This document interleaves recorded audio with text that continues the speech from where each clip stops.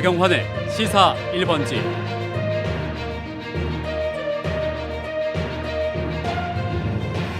네, 설날 아침입니다. 여러분 새해 복 많이 받으십시오. 박영환입니다. 누가 왕이 될 상인가? 관상이란 영화 혹시 기억하시죠?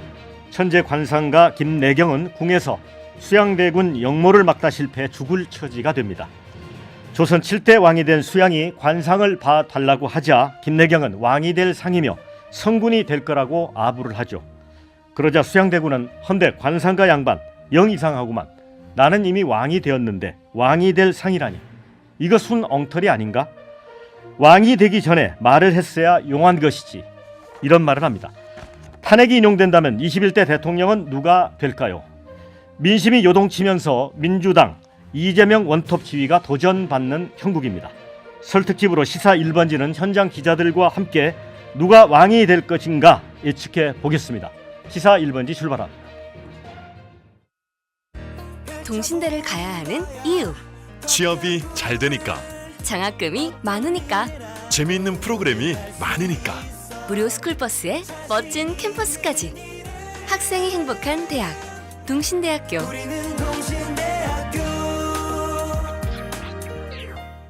건강 주는 행복 주는 능주농협 로컬푸드. 캠핑 갈 땐 능주농협 로컬푸드. 능주농협 로컬푸드 직매장에서 깃골 장작, 무항생제 삼겹살, 신선한 능주 로컬푸드를 만나보세요. 능주농협 로컬푸드. 광주 근교 장흥 보성 가는 길에 있습니다.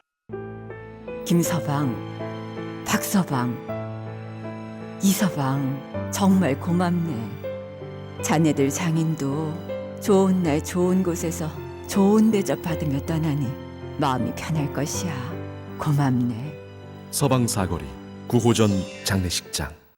안녕하세요. 광주광역시의회 의장 신수정입니다. 광주광역시의회는 더욱 단단한 각오로 전문성을 강화한 실력의회, 시민과 함께하는 열린의회, 민생을 살피는 진심의회를 구현하기 위해 더욱 힘차게 뛰겠습니다.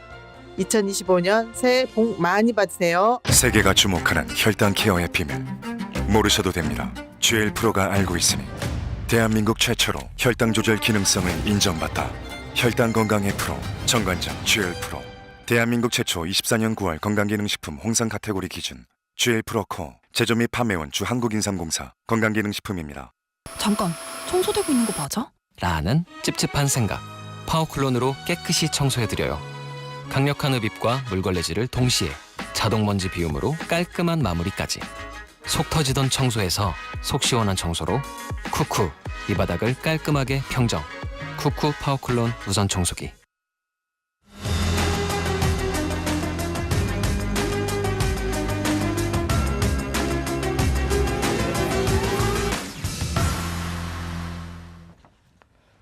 박영환의 시사 1번지. 오늘은 예고해드렸던 듯이 설 특집 기자 4인방의 정치 수다로 꾸몄습니다. 정치 잘하는 네 분의 정치 전문 기자 자리를 했습니다. 소개를 해드립니다. 이영길 KBC 광주방송 기자입니다. 반갑습니다. 네, 안녕하세요. 자, 최경철 매일신문 편집위원입니다. 안녕하십니까. 네.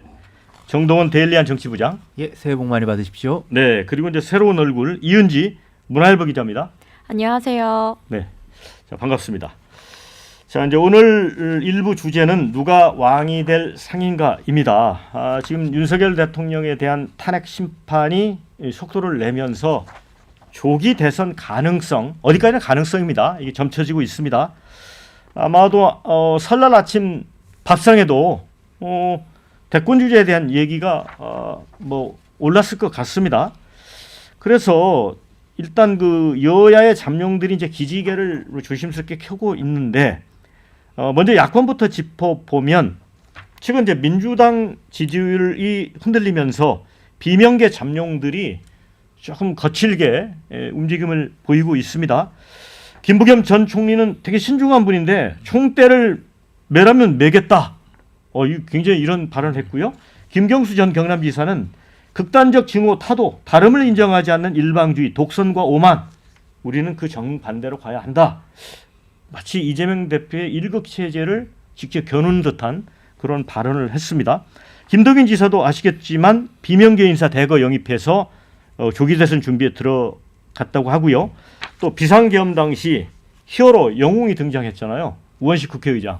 담장 넘는 사진이 이제 포착이 되면서 이제 대선 주자로 부상을 했는데 공관에서 당시에 원내대표 할 때 그 부대표들을 또 부부동반으로 전역을 같이 해서 뭐 좀 생각이 있는 거 아니냐 이런 얘기도 흘러나오고 있습니다. 또 임종석 전 비서실장 지난 총선 때 이제 공천에서 배제돼서 이재명 대표하고 좀 굉장히 좀 각을 세워왔던 분인데 굉장히 거친 말을 했습니다. 대화와 타협을 가볍게 여기고 이 대표 한 사람만 바라보며 당내 민주주의가 숨을 죽이고 있는 지금의 민주당 국민 신뢰 얻을 수 있느냐. 자, 그래서 어찌 보면 이재명 대표가 이제 원톱으로 너무 치고 나가서 좀 싱거울 뻔했던 민주당의 경선 분위기를 굉장히 그 흥행으로 바꿀 수 있는 좋은 계기다라고 하는 긍정적 분석도 있습니다. 우리 이영길 기자는 예. 어떤 잠룡이 가장 눈에 띕니까? 지금 사실 제가 이걸 좀 초친다고 그래야 되나 예. 이게 지금 이재명 대표 일극 체계가 계속 이어지다 보니까 예. 사람들이 그거에 대해서 뭐랄까 좀 재미없다 이런 측면들이 좀 있었고 그래서 잠룡들을 좀 애써 찾아내는 듯한 이런 느낌도 많이 봤습니다. 언론이 너무 부지런히 일을 하는 거네요. 아무래도 이게 또 워낙 이게 정해져 있다 이러면은 재미가 재미없으니까. 없으니까 또 언론도 할 일이 없지 않습니까? 네 그런 측면이 있고 얼마 전에 그 더민주혁신회의의 핵심 관계자를 만나서 좀 얘기를 했는데 그분이 이렇게 얘기를 하더라고요. 이재명 대표가 야권의 그 대선 후보가 되지 않을 확률은 자기는 없다고 보대. 제로라고 보대. 네, 없다. 그러니까 이게 지난 2017년 대선 때 민주당 경선이 어떻게 진행됐는지를 보면 선거인단을 한 200만 명 정도를 모집을 했고요. 그거를 3월 22일 호남권 경선부터 시작해가지고 수도권이 4월 3일 날인가 끝납니다. 열흘 안팎입니다. 11일 정도 되는 건데 경선 기간이 그 정도고 ARS 투표, 현장 투표를 계속 연달아서 진행을 하게 되거든요. 이렇게 사실 경선 기간이 11일이면 어떤 후보들에 대해서 검증할 수 있는 시간 뭐 이런 것들이 굉장히 부족할 수밖에 없는 거고 이 판을 엎기에도 시간이 너무 짧은 시간이거든요. 그래서 그 혁신회의 관계자는 이재명 대표는 지금부터 그냥 조용히 있으면 된다. 괜히 나서가지고 검증을 받는 시간을 최소화해야 된다. 그래서 이미 당에서도 상당 부분 대선을 준비하고 있는 팀들이 지금 공약을 계속 만들고 있고 이제 후보만 와서 장착하면 바로 갈 수 있게 이제 준비를 하고 있으니까 이재명 대표는 그렇게 가면 된다라고 이렇게 이야기를 하는 것을 들었고 제 느낌도 사실은 다른 잠룡들이 지금 움직이고는 있습니다. 그 지난 연휴 전에 김경수 전 지사도 7번째 나라래 박광원 전 의원이 만든 그 심포지엄에 참석을 해가지고 저도 현장에서 잠깐 만나서 이런저런 대화를 나눴는데 본인의 역할을 하겠다라고는 하는데 명시적으로 어떤 대권에 대한 이야기를 할 수도 없을 뿐더러 이재명 대표에 대해서 각을 세우는 것도 좀 한계를 보이더라고요. 네. 저 그런데 이영길 기자 얘기를 들어보면 우리가 이제 물속에 잠겨 있는 잠룡이 아니라 잡다한 잠룡 발음을 좀 구별해야 될 것 같은데, 그러니까 그 야권은 잠룡이 아니라 잠룡이다 이렇게 이제 보는 것 같아요. 최경철 기자는 어떻게 봐요? 제가 그래서 그 항상 취재를 하는 과정이 있는데 제가 방송 들어오기 전에도 제가 일부러 이영길 기자님한테 물어봤습니다. 호남은 어떻게 생각합니까? 결국에는 호남이 누구를 그 점지를 하느냐 여기에 따라서 결정이 되지 않겠습니까? 지난번에도 경선에서 호남의 적자인 이낙연 전 국무총리를 버렸습니다. 네. 그리고 호남의 적자를 버리고 호남의 서자인 이재명 대표를 데리고 와서 대선 경선에서 승리를 시키고 청와대를 대통령실을 보내겠다고 그렇게 결심을 했단 말입니다. 그럼 결국에 이번에 호남이 이재명 대표로 되겠냐 안 되겠냐 결심을 하겠죠.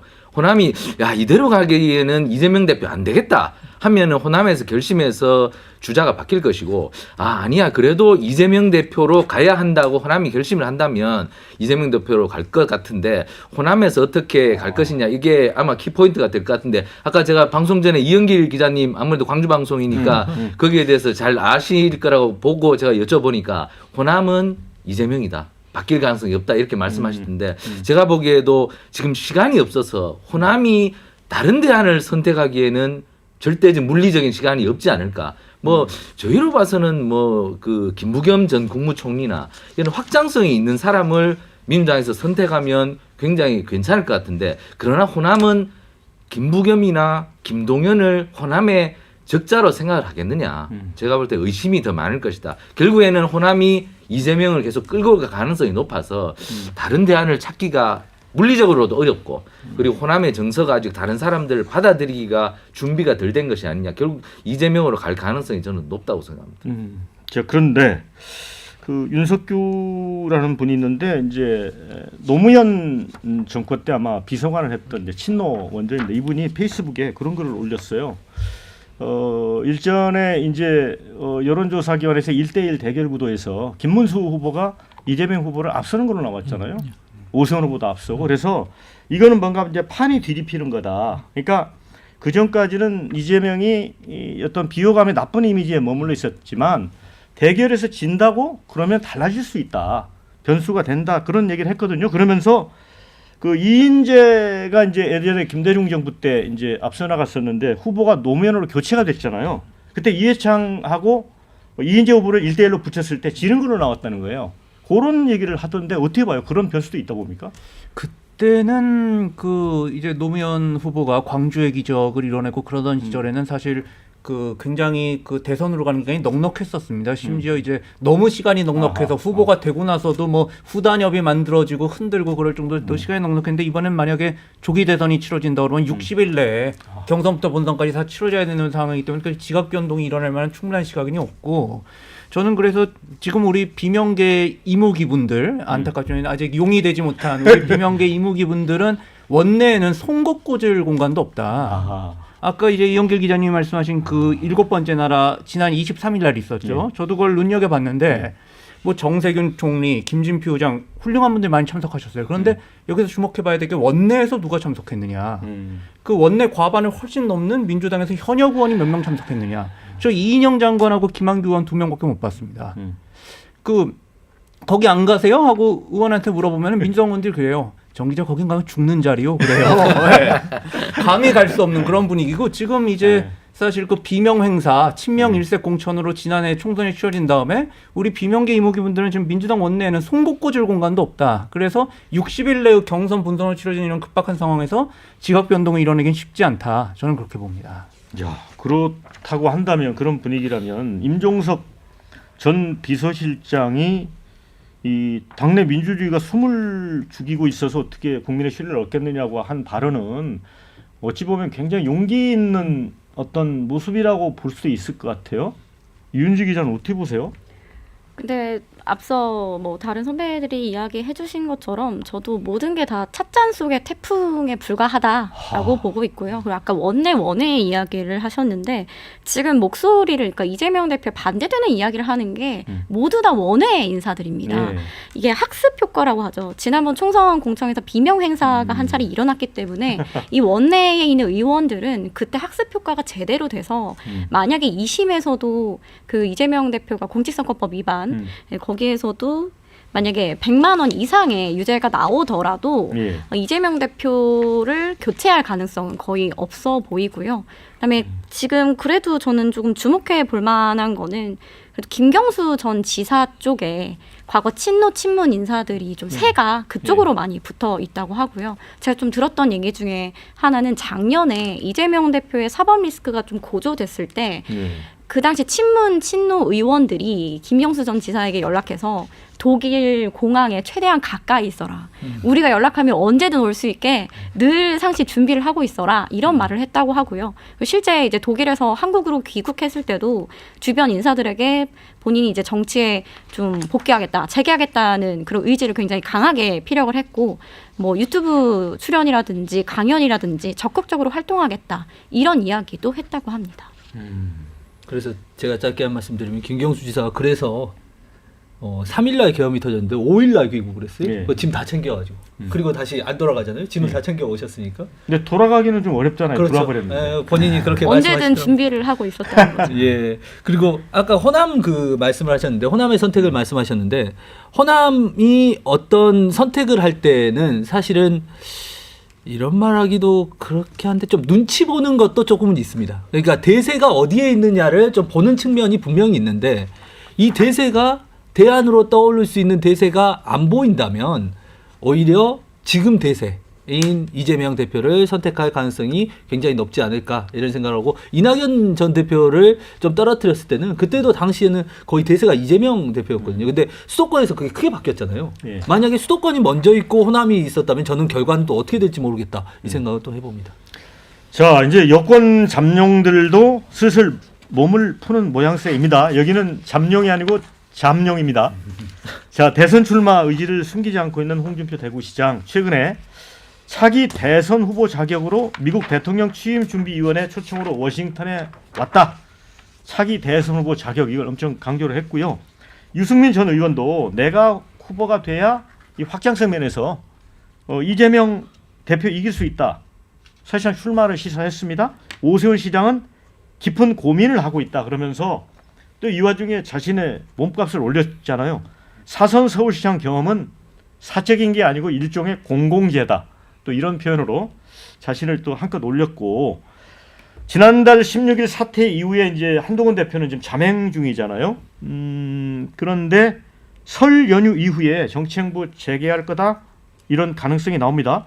자, 그런데 이제 놀라운 사실은 김문수 전 장관은 아무런 언급이 없습니다. 그런데 각종 여론조사에서 지금 국민의힘 후보군 중에서 1위로 올라섰고 이재명 대표하고 1대1 대결에서도 굉장히 이 경쟁력을 보여주고 있습니다. 자, 이 김문수 장관에 대해서 특히 이제 TK에서 반응도가 높은 것 같거든요. 왜 그렇다고 보세요? 뭐 김문수 노동부 장관에 대한 지지도는 윤석열 대통령과의 동조화 세력들이 김문수 장관에 대해서 호감을 보이고 있는 것이죠. 그러니까 대통령이 지금 억울하게 당하고 있다. 근데 대통령 지켜줄 사람은 김문수 고용노동부 장관밖에 없구나. 그래서 이분한테 지지세가 쏠리는 것 같고 그 지지율이 그냥 고스란히 반영이 되는 것 같아요. 여론조사 업체에 물어보니까 주관식으로 내도 김문수가 1등으로 올라오더라. 뭐 그러니까 뭐 김문수의 지지율이 굉장히 올라가는 것 같은데 그래서 제가 들어보니까 김문수 장관이 준비를 시작했다고 그래요. 그 사실상의 공부도 시작했고 대선을 향한. 예. 그래서 뭐 그쪽으로 가실 것 같은데 안 갈 수가 없는 거죠. 이게 제가 정치인들을 보면 10% 선상에 가까이 가면 이제 마음이 막 뜨기 시작합니다. 근데 10%를 넘어서면 결심을 합니다. 그러니까 김문수 장관은 제가 볼 때는 결심을 한 거죠. 10%를 넘어섰으니까. 결심한 거예요? 그러니까 대선으로 결심을 한 거죠. 그러니까 이게 지지율이 사람의 마음을 결정짓게 하는 거죠. 아까 야당 상황을 봤지만 야당엔 지금 10% 되는 사람이 없어요. 예. 그러니까 너무 지지율이 낮은 거예요. 그러니까 결심을 못 하는 거죠. 근데 김문수 장관은 지금 10%를 넘어서 15% 쏘고 있다는 것까지 나오니까 이분은 뭐 옆에 사람들이 가만히 놔두질 않는 거죠. 이미 옆에서 쑤셔가지고 이분은 거의 뭐 아까 이무기 표현도 하셨지만 이무기가 아니라 이제 거의 잠룡에 그 반열에 올랐고 그래서 김문수 장관은 아마 본선을 가기 위해서 아마 출발을 할 겁니다. 근데 출발을 한다고 하면 아까 제가 호남의 비유를 들었지만 TK에서 그런데 과연 김문수 장관의 확장성을 어느 정도 보겠느냐 이것을 보겠죠. 그런데 김문수 장관의 확장성이 떨어진다고 본다면 TK에서는 경선에서 김문수 장관에게 고배를 마시게 하겠죠. 그러니까 앞으로 그 핵심 지지층이 경선에서 확장성을 보고 선택할 것인데 제가 볼 때는 확장성은 조금 떨어지는 것이 아니냐. 하지만 지금 여당의 경선 흥행을 높이는 데는 아주 성공한 케이스여서 아마 페이스메이커 정도는 하지 않을까 저는 이렇게 예측을 합니다. 김문수 장관이 이제 앞으로 막 치고 나가면서 가장 좀 섭섭해하는 분이 이제 홍준표 대구시장 아닐까 싶어요. 왜냐하면 김건희 여사 문제 많이 논란됐을 때도 윤석열 대통령 옹호했잖아요. 상남자 아니냐, 부인을 보호해야지 이런 얘기도 했고, 이제 비상계엄과 관련해서도 그 이후에 굉장히 그 적극 지지를 했는데 더 치고 나가 버렸잖아요. 좀 섭섭해하지 않을까요? 홍 시장이 지금 굉장히 어려운 상황에 처한 예. 거는 틀림없어 보입니다. 지금 소위 이렇게 그 민주당보다는 국민의힘이 훨씬 아마 흥미진진한 경선이 될 거라고 생각을 하는데 예. 대충 꼽아봐도 김문수, 오세훈, 원희룡, 홍준표, 한동훈, 뭐 나경원, 안철수, 유승민 이렇게 있는데 거기서 TK가 연고인분이 사실은 김문수 장관이 뜨기 전까지는 이제 홍준표 시장하고 유승민 대표밖에 없었는데 유승민 대표는 약간 좀 TK에서 TK 출신이라고 해도 여러 가지 그 좀 다른 지점이 있으니까 논외로 하면 사실 홍 시장이 이제 지난번에 이제 윤석열 대통령한테 경선에서 당원 투표에서 진 게 한스러워서 의원직을 던지고 이렇게 대구시장으로 하반까지 하면서도 이번에는 확실히 TK를 붙여가지고 내가 대선으로 가겠다. 내 인생의 마지막 도전을 하겠다. 그렇게 했던 것인데 그런 진짜 대구 하방 생활이 무색하게 이제 영천이죠. 아마 김문수 장관이 영천이 고향인 걸로 알고 있는데 이 TK가 용고인 김문수 장관이 부상을 하면서 상당히 지금 꼬였습니다. 그렇다고 오세훈 시장하고는 달리 또 이렇게 확장성이 더 뛰어나다. 내지는 어디 다른 데서 투표를 가져올 때도 이 스탠스로 보면은 좀 왼쪽도 아니고 오른쪽도 아니고 약간 좀 어색한 중간 지점에 끼었다. 그렇게 평가할 수밖에 없는 그런 어려운 상황인 것 같습니다. 그리고 이제 김문수, 홍준표 이 두 분은 윤 대통령과 이제 거리를 좁히는 그런 입장이고 약간 이제 거리를 두는 사람이 이제 오세훈 후보, 그 다음에 아예 이제 그 반대편에 거의 서다시피 한 분이 이제 한동훈, 유승민 뭐 이런 분이라고 볼 수 있잖아요. 그런데 이제 오세훈 후보 같은 경우는 오세훈 시장 같은 경우는 이제 강성 보수 주장에 거리를 두고 차별화를 꾀하고 있고요. 처음에 비상계엄도 그랬고 탄핵을 반대하면서 이제 질서 있는 퇴진을 주장했지만 이후 탄핵 찬성으로 선회를 했습니다. 그런 다음에 또 내란죄 수사를 촉구하는 모습을 보였어요. 어떻게 보세요? 우리 이윤지 기자는? 저는 개인적으로 지금 뭐 김문수 장관이 급부상하고 있지만 그것은 굉장히 일시적인 현상에 일시적이다. 불과하다고 당 내에서는 보고 있고요.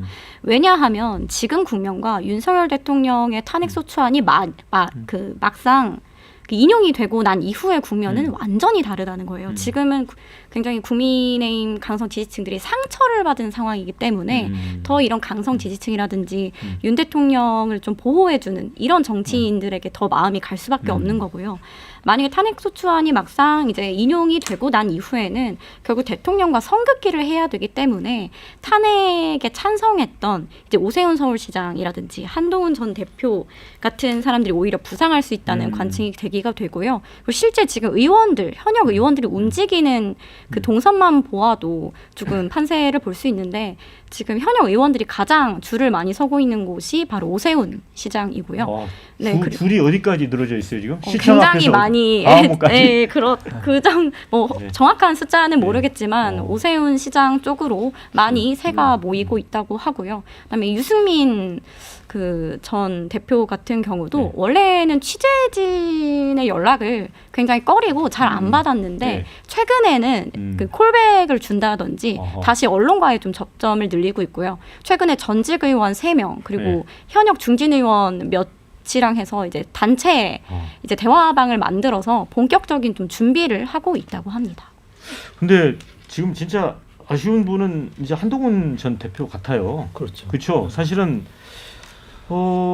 한때는 이제 국민의힘에서 뭐 60% 넘는 당 지지도도 없고, 근데 지금 여론조사 1대1도 보면 4위로 나오잖아요.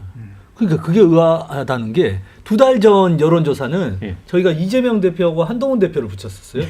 그리고 그때에 이제 그 여론조사에 한동훈 대표는 많게는 뭐 20% 넘는 지지율도 기록을 했었고, 근데 계엄, 탄핵 그리고 당대표에 물러나면서 급속하게 이 지지율이 빠져나가는데 이 이후에 제가 이제 한 대표가 어떻게 물러나게 됐는지를 그때 곰곰이 생각을 해보면 최고위원들이 다 사퇴를 하면서 멘트가 그랬어요. 최고위원들이 사퇴를 하면서 더 이상 제가 이제 당대표를 할 수가 없습니다. 본인이 스스로 물러난 게 아니라.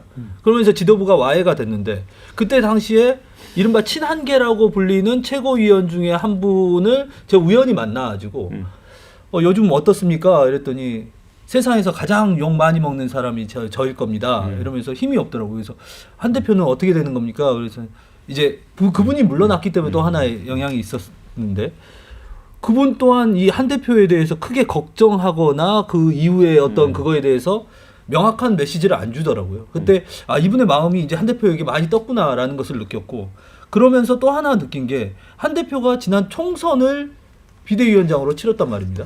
그러면은 본인이 다 공천을 한 국회의원들인데 근데 당내 세력이 생각보다 정말 약하구나라는 거를 느꼈고, 그나마 얼마 없었던 당내 세력들도 이 탄핵과 이후에 대통령 구속 상황 이후에는 완전히 다 많이 돌아서 버렸구나라는 것을 느낄 수 있었습니다. 당내 세력이 없이 대권 주자로 클 수 있다? 이건 정말 쉽지 않은 그런 상황일 것 같습니다. 네.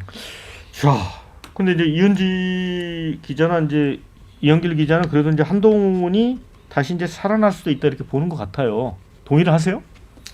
한동훈 대표가 살아나기에는 제가 볼 때는 시간이 좀 필요한 것 같은데 지금 조기 대선이 되면 저희가 지금 계속 그 물리적인 시간이 부족하다는 것에 대해서 많은 분들이 다 동의를 하기 때문에 한동훈 대표가 지금 재기하기에는 시간이 없습니다. 그래요? 사실 이게 한동훈 대표가 지금 수렁에 빠져 있는데 수렁에 빠져 예, 있다. 수렁에서 다시 올라오기에는 지금 힘도 좀 떨어지고 무엇보다도 아까 지금 원내 세력이 없다고 하는데 수렁에서 빠져 나오려면 누군가 입에 줄도 던져주고 뭐 바카스도 하나씩 주고 이래야지 빨리 빠져나올 텐데 그러한 동력이 없다. 그렇기 때문에 한동훈 대표는 아쉽지만 좀 더 공부를 한 뒤에 다음 기회를 노리든지 해야 할 것 같은데 다음 기회도 사실 어려울 것 같습니다. 왜냐하면 지금 총선에서 자신이 의원 배지를 달고 들어왔었어야 하는데 지금 원외 세력으로 또 3년을 기다리고 다음 기회도 사실 어려울 것 같아요. 지금 한동훈 대표는 제가 볼 때는 공부하러 떠나야 된다. 그리고 조금 공부를 하고 와서 해야지 지금 기회가 힘들 것 같다. 정동훈 기자. 예. 그러니까 한동훈 대표는 그냥 물에 빠지면 본인이 기어 올라오면 되는데 지금 수렁에 빠졌다는 거잖아요. 예. 어떻게 봐요? 그 24일에 그 설 연휴가 시작되기 전 바로 금요일에 그 점심 때 회동이 있었습니다. 네네. 예, 이 진종호 전 최고위원이 아마 자기 페이스북에 같이 찍은 사진도 올리고 해가지고 많은 국민분들께서 보셨을 텐데요. 진종호 최고위원하고 둘이 만난 자리는 아니고 한지아 의원이라든지 정성국 의원이라든지 많은 분들하고 같이 만난 자리거든요. 그걸 보면 한동훈 대표도 다시 원내 세력을 규합해야겠구나 그런 필요성은 느끼고 있다. 그래서 이제 설명련 직전에 그런 자리를 잡은 걸로 보이고요. 예. 그리고 아마 최근 여론의 추이나 이 맞대결에서 본인이 밀리고 있는 이런 걸로 볼 때 원래는 좀 더 이렇게 자맹을 여유롭게 길게 가져가려고 했는데 그거를 좀 초조함을 느끼고 좀 단축시키려는 것 같아요. 실제로. 예. 이거 빨리 다시 나서려면 잊혀지겠구나. 이런 생각이 있는 것 같고 이제 수렁에서 나오려고 이렇게 본인이 몸부림을 치고 있습니다. 그런데 문제는 수렁에서 스스로 나올 수가 없으니까 수렁이에요. 누가 뭘 던져줘야 돼요. 예. 밧줄이나 튜브나 그게 던져줘야 되는데 제 생각에 그게 나올 수 있는 곳은 지금 정치권 법조밖에 없다. 그러니까 예를 들어서 이제 윤 대통령이 지금 공수처에서 검찰로 송치가 돼가지고 이제 설 연휴가 끝나면 아마 기소 여부가 결정이 될 텐데 기소가 되면 공소장이 나오지 않습니까? 거기서 뭐 문제가 됐던 한동훈 대표에 대한 체포설이라든지 사살설이라든지 좀 이런 게 구체적으로 적시가 돼서 한 대표가 다시 한번 좀 스토리를 쓸 이 계기가 법조발로 마련이 되는 수밖에 없지 않나. 저는 아마 밧줄이 던져져 나온다면 그쪽이고 혼자서는 수렁이랑은 참 빠져나오기 쉽지 않죠. 한동훈 대표가 이제 팬덤이 많잖아요. 팬들이 빨리 밧줄을 던져줘야 되지 않을까요? 이 친한계 인사들이 최근에 이제 출입 기자들한테 가장 많이 물어보는 게 언제쯤 복귀하면 좋겠느냐, 방식은 어떻게 해야 되느냐. 거꾸로 물어본다 이거죠? 네, 그런 걸 정말 많이 물어보고 있고요. 실제 한동훈 대표와 이 복귀 시점에 대해서 이야기는 구체적으로 하지 않았지만 이제 친한계 의원들 개개인별로 고심이 큰 상태고 그 자리에 수많은 기자들이 다 탄핵이 인용된 이후에 나오셔야 된다. 그 전에 나오게 되면 뭐 배신자 프레임이라든지 어쨌든 현재 지지층이 결집하고 있는 상황에서는 좋지 않다라고 했는데 친한계 의원들은 그럼 너무 늦다. 더 빨리 나와야 하지 않느냐. 이렇게 좀 조급함을 느끼고 있는 건 사실인 것 같습니다. 저희가 안철수 의원 비운 게 뭐 얘기를 못했는데 이분은 이제 뭐 당의 방침과 달리 뭐 특검 이런 데 다 찬성하지만 이재명 대표만 열심히 때리는 것 같아요. 그것도 나름대로 전략으로 봐야 되겠죠. CM 듣고 2부에서 토론 이어가겠습니다.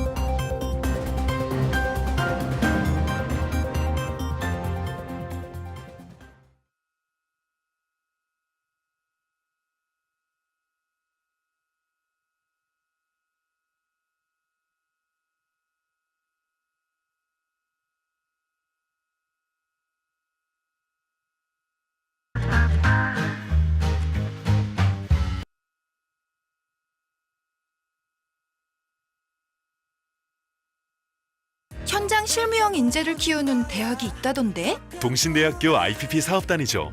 일학습 병행으로 산업체 맞춤형 창의 인재를 양성하고 지원 혜택도 많고 우리 기업에 딱이네. 지금 참여 신청하세요. 지역 산업을 선도하는 산학협력 거점대학 동신대학교 IPP 사업단.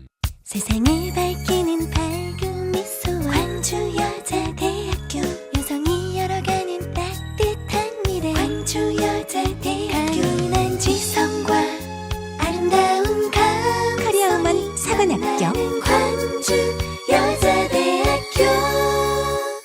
에이, 사업 자금 때문에 걱정이야. 아, 이 친구 사업하면서 아직 문화신협 솔라론도 몰라? 자, 오! 태양광 사업 시설 운영 자금에 경매 잔금, 건축 시설 자금 대출까지? 친구처럼 든든하지? 그런데 광주 문화신협 문의 1644-7990. 숯불구이 최고의 맛집을 찾았다. 영두동 금산 식육식당. 맛과 질과 가격에 놀라는 최고의 식당. 국내산 생삼겹이 100g에 5,000원. 1+ 이상 한우만 고집하는 가성비 끝판왕. 광주 숯불구이 맛집. 검색창에 금산 식육식당을 검색하세요. 세계가 주목하는 혈당 케어의 비밀 모르셔도 됩니다. GL 프로가 알고 있으니 대한민국 최초로 혈당 조절 기능성을 인정받다. 혈당 건강의 프로 정관장 GL 프로. 대한민국 최초 24년 9월 건강기능식품 홍삼 카테고리 기준 GL 프로 코어. 제조 및 판매원 주 한국인삼공사 건강기능식품입니다. 잠깐, 청소되고 있는 거 맞아? 라는 찝찝한 생각. 파워클론으로 깨끗이 청소해드려요. 강력한 흡입과 물걸레질을 동시에 자동먼지 비움으로 깔끔한 마무리까지. 속 터지던 청소에서 속 시원한 청소로 쿠쿠. 이 바닥을 깔끔하게 평정. 쿠쿠 파워클론 무선 청소기. 여러분은 지금 KBC 여의도 광역방송센터에서 진행하는 박영환의 시사 1번지를 듣고 계십니다. 자, 설 특집 박영환의 시사 1번지 2부 기자 4인방의 정치 수다 이어가도록 하겠습니다. 이영길 광주방송 기자, 최경철 매일신문 편집위원, 정도원 데일리안 정치부장, 이은지 문화일보 기자 네 분 함께 하고 있습니다. 1부에서는 이제 조기 대선 가능성 커지면서 여야 잠룡들 움직임 우리가 짚어봤는데 2부에서는 조기 대선 승리를 위해 여야가 어떤 전략이 필요한지 한번 짚어보겠습니다. 현재 야권은 이재명 대표의 일극 독주 체제입니다. 제가 발음을 잘못할 뻔했습니다. 독주 체제. 이제 그러나 최근 지지율 답보에 비명계 견제 이어지면서 이제 민주당 고민도 깊어지고 있고요. 최근 이제 이 대표는 실용을 앞세워서 중도 외연 확장에 시동을 걸었습니다. 탈이념, 탈진영의 실용주의가 위기 극복과 성장 발전의 동력이다.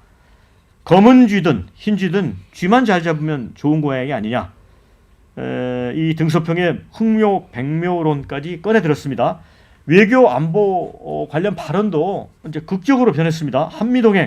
한미동맹 더욱 강화될 거다. 그러면서 연일 미국에 감사를 표하고 과거 맹 비난하던 한미일 협력도 계속돼야 된다. 이런 입장을 밝혔습니다. 작년 총선 국면에서 왜 중국에 집적거리냐. 그냥 쎄쎄 대만에도 쎄쎄 이러면 된다 했던 것과 사뭇 다릅니다.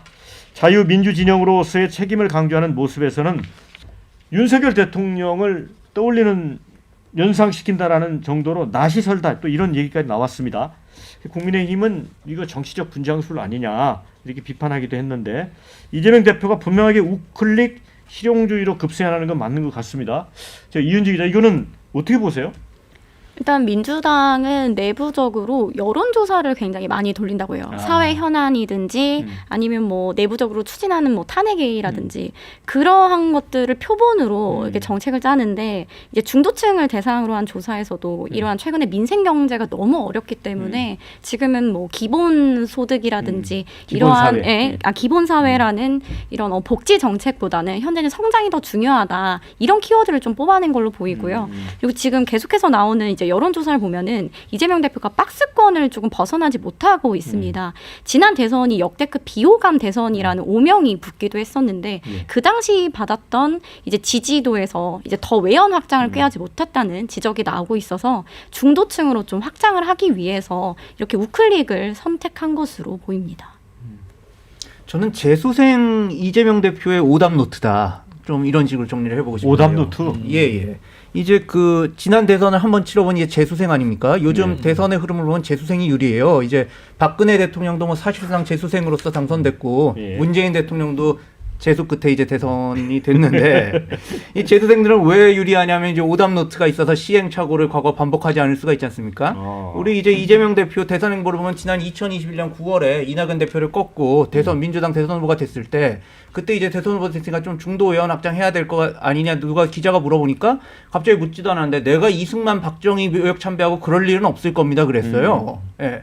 그래서 나중에 그걸 알아보니까 뭐 보고서가 올라갔었나 봐요. 이제 본선 후보 되면 뭐 이승만 박정희 묘역도 찾아가고 그래야 된다. 그런 보고서를 보고 본인이 노해가지고 아 이건 절대 내가 하지 말아야지. 그래서 거기서 묻지도 않았는데 그렇게 내려했는데 결국 뭐 다들 기억하시다시피 어떻게 됐습니까? 2022년에 이 판세가 만만치 않으니까 해 바뀌자마자 이승만 박정희 묘역 결국 참배하지 않았습니까?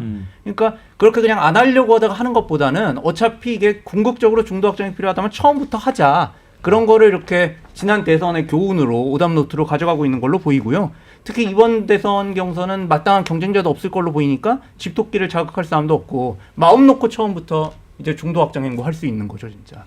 근데 이제 지나친 우클릭에 대해서 강성 진보층 같은 경우는 이거 뭐야? 이럴 수도 있을 것 같아요. 맞습니다. 그러니까 이 재수성이 유리하긴 한데 재수에도 실패한 사람이 있었죠. 이해창 총재 있었잖아요. 실패하면 끝입니다, 사실. 재수까지 실패하면 세 번까지 기회를 주지는 좀 쉽지는 않을 것 같고, 그리고 민주당 당 내에서 내부적으로 깊숙이 보면 어떤 기류가 있냐면 예전에 김대중 전 대통령이나 노무현 전 대통령은 그 정치인이 좋아서 그 정치인이 가진 철학에 대해서 적극 동의해서 그 부류에 함께 있었던 분들이 굉장히 많이 있었습니다. 그런데 지금 이재명 대표를 바라보는 것은 어떤 수단으로 많이 보는 것 같아요. 정권 교체를 위한 가장 좋은 수단, 우리의 가장 좋은 자산, 뭐 이런 식으로 많이 표현을 하잖아요. 그래서 이 이재명 대표도 또 그걸 또한 알고 있는 것 같고요. 그래서 지금 본인이 이 정권 교체를 할 수 있는 가장 좋은 길, 그리고 가장 빠른 길, 효과적인 길로 가고 있는데 또 내부적으로 파열음도 분명히 있습니다. 내부의 이른바 친명 의원이라고 하는 분들도 지난번에 금투세 논란이 있었잖아요. 그때 굉장히 사석에서 우려를 하더라고요. 아니 저렇게 가면은 이재명 대표 안 되는 거 아니냐. 민주당이 금투세에 대해서 이미 다 합의해놓고 저렇게 우경화되는 건 좀 문제 있는 거 아니야? 라고 했던 것이 기억이 남고 또 그 연휴 전에 했던 그 기자회견에서 말씀하셨다시피 이 실용주의를 내세웠는데 이 실용주의 속에서 잘 보면 이게 사실 지난 윤석열 정권과 이게 차별화가 크게 되지 않습니다. 그러니까 이 차별화를 못 시킨다라면은 지금 현재 이른바 이 지지층들 또 그 안에 있는 친명 세력들조차도 이재명 대표에 대해서 의구심을 갖는 이런 또 계기가 될 수 있다라는 생각도 듭니다. 지은철 기자는 어떻게 봐요? 식당을 제일 많이 망하는 사람들이 업종을 자주 바꾸는 사람들입니다. 뭐 중국집 하다가 분식집 하다가 뭐 분식집 하다가 또 양식집 하다가 뭐 이렇게 중국집 하다가 실패했으면 중국집으로 계속 가야 되는데 이렇게 자꾸 바꾸는 사람이 가장 많이 실수를 많이 하죠. 뭐 트로트 가수 하다가 랩 가수 하면 이게 입이 돌아가면 안 돌아가죠. 그런 것처럼 지금 이재명 대표가 분배주의자인데 갑자기 또 어제 기자회견에서는 성장주의로 또 과감하게 변신을 하겠다 이렇게 하는 거예요. 그러면 아까 제가 말씀드렸다시피 뭐 분식집 하다가 뭐 진짜 짜장면집을 하겠다는 것인데 그것이 과연 짜장면 먹으러 가는 사람들한테 통하겠습니까? 저 사람은 분식 전문인데. 그래서 전문을 바꾸고 새로운 것을 지금 하겠다는 것에 대해서 많은 사람들이 의구심을 가질 것이고 그만큼 이재명 대표는 지금 급하다는 겁니다. 지금 급하니까 지금 뭐 마이클 조던이 사실 농구 선수였는데 야구하니까 결국 실패했지 않습니까? 결국엔 저는 자기가 잘하는 것을 계속 밀고 나가고 그 논리를 덧붙여 나가는 것이 바로 정치인데 이분이 자기의 가치를 바꾼다는 것은 정치에 대해서는 굉장히 모르는 것이다. 결국 가치를 창조하고 가치를 더욱더 계승 발전시키는 것이 정치인인데 그것을 하루 만에 저렇게 바꾼다는 것에 대해서 역시 급하구나. 그래서 굉장히 신뢰를 잃을 가능성이 있고 지금 있는 표도 떨어질 가능성이 있다. 이재명 대표는 자기가 하던 거 기본소득 계속 끌고 가야 된다. 왜 이걸 바꾸는지 저는 참 이해가 가지 않는데 굉장히 큰 실수라고 생각합니다. 지금철 기자는 우클릭이 잘못하면 이게 실패로 돌아갈 수 있다 이런 얘기예요. 그런데 아까 우리 정도원 기자는 그래도 이제 재수생 이재명의 오답 노트라고 하면서 좀 다른 견해 같은데 어떻게 보세요? 저는 뭐 결국 궁극적으로는 그러니까 이제 어떤 이재명 대표가 아주 근본적인 가치를 바꾸는 그런 뭐 진짜 완전히 우리가 아는 이재명 대표가 아닌 그런 다른 사람으로 거듭나는 정도의 변신이라기보다는 지금 뭐 충분히 지지층이 용인 가능한 수준에서 변화를 하고 있는 걸로 그러니까 그렇게 보이거든요. 잘 가고 있다고 보는 거잖아요. 예, 지금까지는 저는 뭐 이미 대선 후보, 아까 홍준표 대표가 이렇게 미국 갈 때 대선 후보로서 미국 갔다라고 이렇게 말씀하셨는데 지금 우리나라에서 지금 내가 대선 본선 후보요라고 이미 확정된 거나 다름없어라고 말할 수 있는 사람은 한 사람뿐입니다. 예. 그러니까 그분은 이미 본선 후보나 마찬가지로서의 행보를 하고 있는 거기 때문에 저는 뭐 큰 문제는 없다고 보여집니다. 근데 사실 이재명 대표가 이걸 꺼내든 이유는 중도층 겨냥이 가장 큰데, 근데 사실 중도층에서 반 이재명 정서의 그 기저에 깔린 건 사실 진정성에 대한 문제거든요. 진정성. 이재명 대표는 뭔가 허위사실 유포 혐의로 재판을 받고 있는 등 좀 거짓말을 좀 잘한다. 아니면 주위 사람들이 좀 많이 좀 불상사로 이제 좀 돌아가셨다. 이런 것들에 대해서 좀 반 이재명 정서를 갖고 있는 게 큰데, 이번에 이렇게 이제 본인이 분배를 중시하다가 갑자기 성장으로 기조를 바꾼 것도 어떻게 보면 진정성 있게 보이지 않는 부분이거든요. 그래서 이게 말씀하셨듯이 집토끼에게 뭐 신뢰도라든지 이런 진정성 의심받는 것은 물론 중도층에게도 좀 반 이재명 정서를 지우는데 그렇게 효과적이지는 않아 보인다라고 생각합니다. 자, 예. 이제는 좀 여당 국민의힘 좀 사정도 좀 봐야 되겠습니다. 윤석열 대통령은 구속된 상태, 그리고 이제 현재 심판장에 이제 나와서 이거를 이제 뭐 유튜브나 방송을 통해서 이제 발언하는 거를 다 주장 내용을 이제 국민들이 읽을 수 있어 다 지켜보고 있잖아요. 근데 오히려 애국시민 하면서 이제 지지층을 향해서 이제 메시지를 내는데 오히려 당하고 대통령 지지도가 이제 동반 상승하고 있잖아요. 그래서 국민의힘이 처음에 조금 거리를 뒀다면 오히려 지금은 더 가까워지고 한 몸으로 이렇게 움직이는 경향이 있는 것 같거든요. 최근에는 이제 헌재 앞에 대통령 변론 출석한 날에 대통령 석방하라며 지지자들 몰리고 수인번호 0010 당신과 함께라고 새겨진 붉은 티셔츠까지 지금 판매되는 상황이라고 합니다. 자, 구속 이후에도 윤 대통령의 입은 멈추지 않고 있어요. 그래서 굉장히 메시지를 많이 생산합니다. 오히려 국민의힘에서 나오는 메시지보다도 훨씬 이미지가 강렬하고 그렇게 나와서 오히려 국민의힘 메시지가 먹히지 않고 있거든요. 지영씨 기자, 이거 어떻게 보세요? 지금 국민들이 불과 몇 년 전에 박근혜 탄핵 사태를 겪었기 때문에 그 박근혜 탄핵 사태에서 국민들이 많은 교훈을 얻었죠.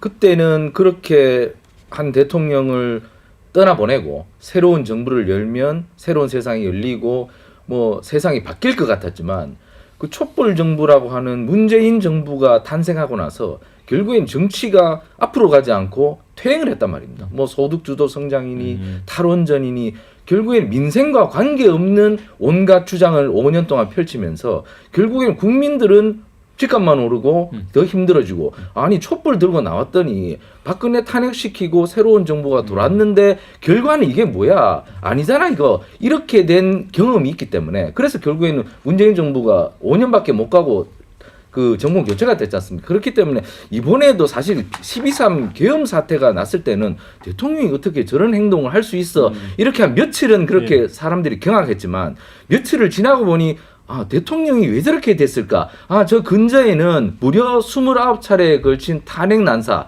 이러한 야당의 저런 행동들이 그게 결국에는 원인이 되었구나, 이런 생각을 하면서 아, 그냥 그렇게 탄핵을 시켜서 그 민주당이나 야권의 새로운 정부를 준다고 한들 세상이 달라지지 않을 거야. 결국에는 좀 더 침착하게 생각해서 지금 차근차근히 왜 계엄이 일어났고 그리고 계엄 과정은 어땠는지 이것을 돌아보는 것 같습니다. 그렇기 때문에 대통령을 향한 지지율이 새로 올라가고, 그리고 뭐 심지어 국민의힘이 더 지지율이 골든크로스가 됐다는 그러한 여론조사 결과까지 나오는데, 결국 이 모든 것이 박근혜 학습용 같다. 박근혜 대통령 탄핵 과정에서 보니까 박근혜를 없애고 새로운 세상을 열었더니 그것이 아니었구나. 결국 한번 차근차근 한번 짚어보자. 그러니까 국민들이 지금 탄핵 심리도 한번 자세히 지켜보는 것 같습니다. 그러니까 사실 대통령이 저렇게 매주 2번씩 나와서 저렇게 변소를 하지 않습니까?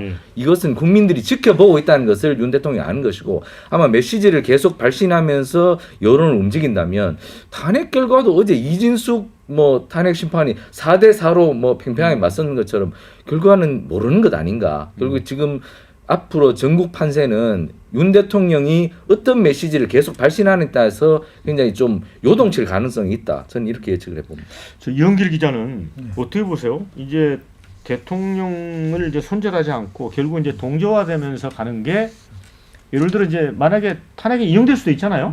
이제 반대가 될 수도 있지만 그럴 경우에는 그 이미지가 이제 겹치면서 오히려 뭐랄까요? 그 장기적으로는 좀 독이 될 수도 있는 거 아니에요? 국민의힘 의원들도 그거를 알고는 있더라고요. 알고는 있고 그거에 대한 두려움도 있고요. 그런데 제가 느끼기에는 이 커다란 수레가 굴러가는데 이 수레를 멈출 수가 없는 거예요. 국민의힘 정치인들도. 그래서 이 민주당 쪽 같은 경우는 이재명이라는 말이 수레를 이렇게도 바꿔볼 수도 있고 이를 바꿔볼 수 있는 힘이 있는데 그러니까 리더십이 없다는 얘기네. 지금 국민의힘은 이 흘러가는 이 수레에서 묶여가지고 이 길이 아닌 것 같아도 갈 수밖에 없는 이런 상황에 본인들 내부적으로 그 혼란감도 있고 내부적으로 이게 있지만 이거를 이거 아닙니다라고 이 수레의 줄을 끊어버릴 수도 없고 그래서 굉장히 그 혼란감들을 많이 표출을 하더라고요. 그래요?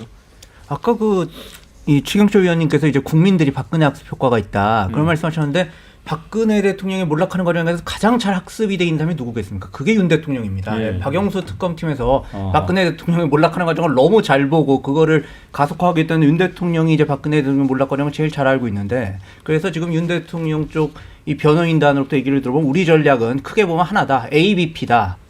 애니싱 버팍. 무조건 박근혜 대통령하고는 다르게 간다. 그래서 이제 사과도 하지 않고 계속 주장을 세 하는 가지를 거죠? 다르게 간다는 겁니다. 사실 인정을 하지 마라. 사과 회견을 하지 마라. 침묵하지 마라. 이 세 개입니다. 태블릿 PC 최순실 인정하고 사과하고 침묵하고 있었더니 어떻게 됐습니까? 그냥 끝났습니다. 본인만 끝난 게 아니라 박근혜 대통령 몰락하고 그 다음에 박 대통령과 전혀 관계없는 홍준표 대표라는 분이 대선 후보가 되고 그 다음에 자유한국당 당권까지 잡으면서 고르미니 연탄가스니 온갖 모멸적인 말을 들으면서 정치 세력으로서 친박이 완전히 소멸돼 버렸어요.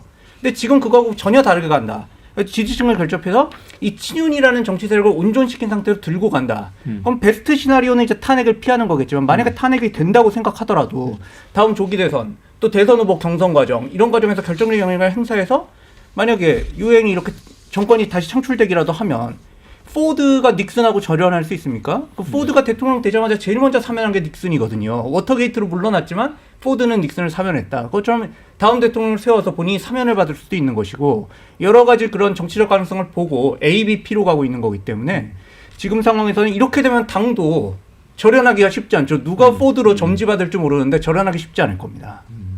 유지 기자, 그러면 이제 윤석열 대통령이 이제 큰 수레바퀴가 계속 굴러간다는 얘기인데 이런 상황이면 이거 야당이 수레바퀴를 멈춰야 되나요? 어떻게 해야 되죠? 일단 국민의힘도 딜레마에 빠져 있는 이유가 사실 국민의힘 지도부 그리고 여당 의원들도 그 인용 가능성이 굉장히 크다고 보고 있습니다. 사석에서는 그렇게 이야기를 많이 하고요. 그래서 더 조심스럽게 이제 하고 있는 건데요. 최근에 국민의힘이 대응하고 있는 방식을 보면 이제 공수처나 헌재를 공격하는 방식이에요. 그러니까 윤 대통령을 직접적으로 옹호하는 게 아니고 법치라든지 형평성, 공정성의 문제를 들어서 이제 현 탄핵 심판의 이제 공정성 문제를 들고 나오는데요.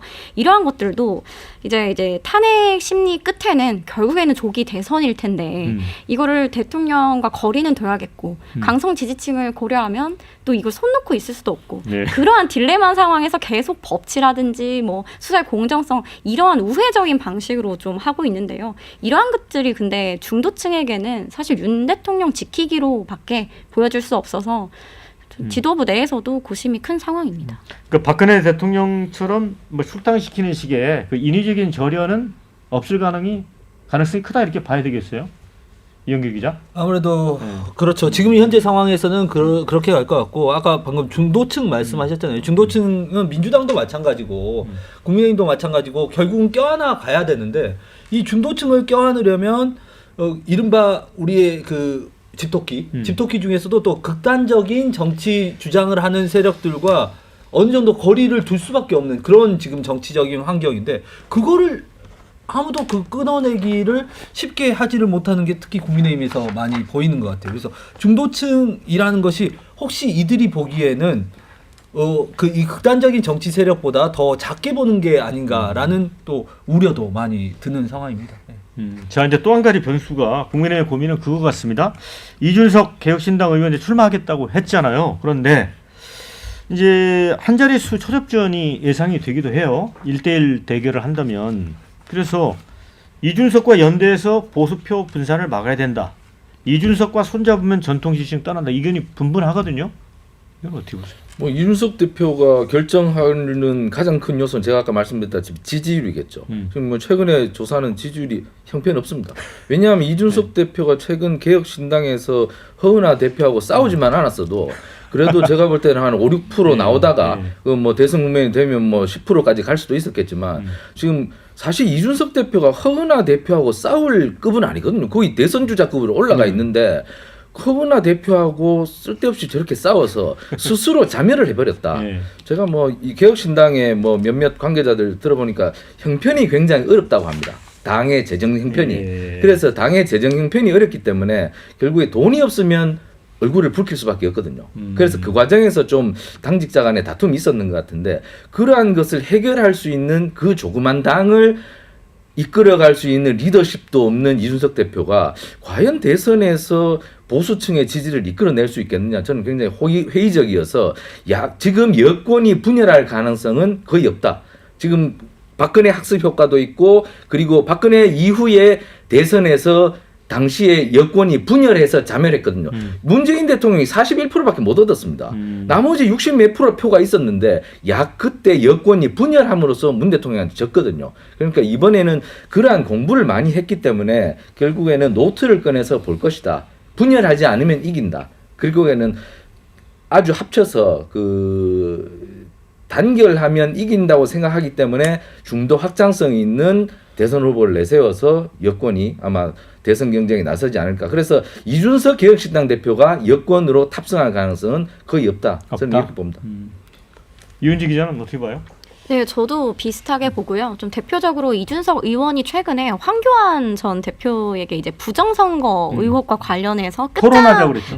토론을 제안했는데요. 이것만 보아도 본인이 국민의힘으로 이제 탑승을 하기보다는 이제 현재 국민의힘의 강성 지지층들은 부정선거를 어느 정도는 믿는 층으로 좀 구성이 되어 있는데 이제 본인이 최근에 이제 허은하 대표와의 갈등으로 인한 그런 내홍 그것 때문에 이제 리더십의 스크래치가 난 상황이기 때문에 좀 합리적 보수, 중도층을 끌어오기 위해서 이 부정선거와 싸우는 이미지를 만들어 가려는 전략으로 좀 풀이가 됩니다.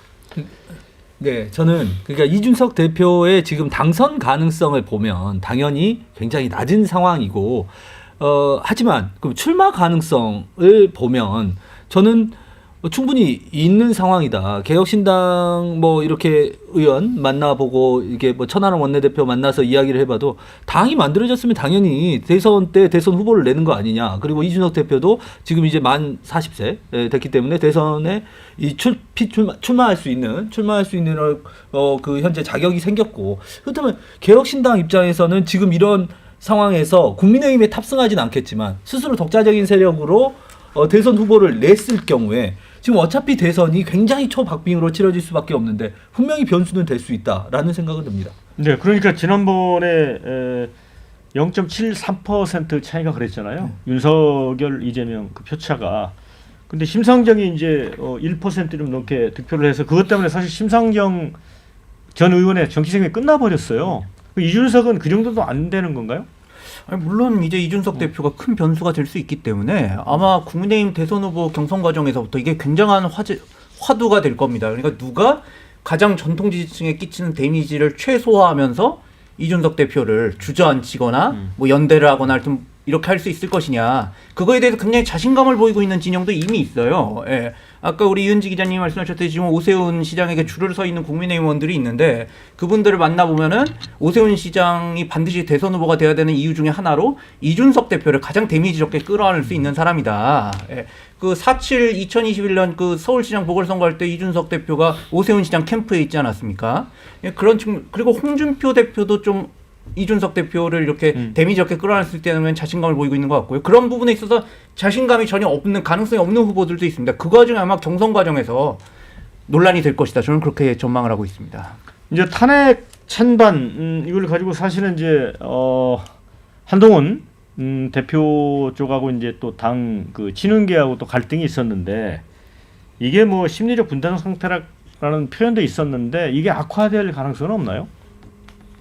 탄핵 과정에서 예, 탄핵 찬반을 둘러싸고 이제 대선 과정에서 대선 과정에서 지금 그것 갖고 다툴 가능성은 낮다. 왜냐하면 지난번 그 2017년 대선에서 바른정당이 뛰쳐나가고 그리고 그 자유한국당만 남아서 대선을 치렀지 않습니까? 그렇게 해서는 결국에는 실익이 없기 때문에 지금 더 이상 다툴 가능성은 별로 없다. 여권은 단일 대우로 갈 것이다. 결국에는 이준석 대표가 단독 출마하기는 어렵다는 것도 알고 있기 때문에 이준석 대표에서도 전략적 유연성을 갖고 접근할 것이고 그래서 결국에는 단일 대우로 가서 대권을 아마 대선을 준비할 것이기 때문에 여당이 지금 원심력이 작용할 가능성은 매우 낮다. 지금 구심력이 굉장히 크다. 이렇게 볼 수 있겠습니다. 이은지 기자, 우리 최경철 기자 얘기 들으면 여권이 뭐 이길 것 같은 것처럼 얘기를 하는데 어떻게 봐요? 단일 대우로 간다고 뭐. 근데 저도 단일 대우로 갈 가능성이 굉장히 높다고 생각하고요. 다만 예외가 있는데요. 한동훈 대표가 후보가 되면 단일 대우는 어려워질 겁니다. 또. 현재 친한계 의원들이 불과 16명 정도에 불과한 것으로 알려져 있는데요. 만약에 한동훈 대표가 후보가 된다면 그 외에 친윤계 의원들은 아마 적극적으로 돕지 않을 가능성이 높습니다. 자, 설 특집으로 진행된 기자 4인방의 정치 수다 이제 마무리해야 될 것 같은데 누가 왕이 될 상인가는 좀 지켜봐야 될 것 같습니다.